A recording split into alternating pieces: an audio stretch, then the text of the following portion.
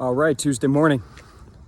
Now, from the looks of it, you wouldn't know that last night here in Chicago, or I should say the surrounding Chicago area, we got absolutely hammered with some serious storms.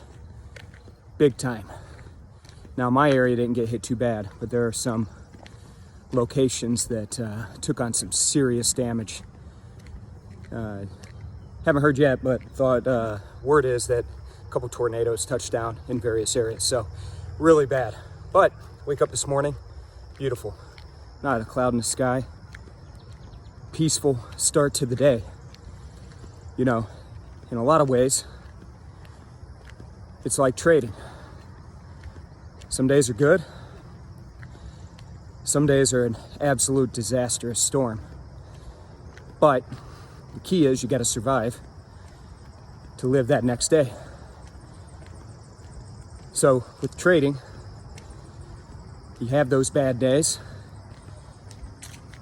but you got to be disciplined enough to cut your losses and make sure that storm doesn't impact you too much, batten down those hatches so that you have the means to get in and get after it the next day, because you never know what that next day may bring.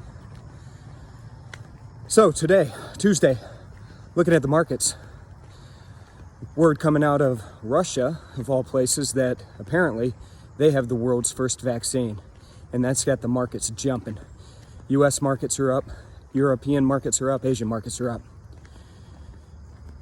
The dollar right now, seeing some weakness, strength in the euro, strength in the pound, gold up.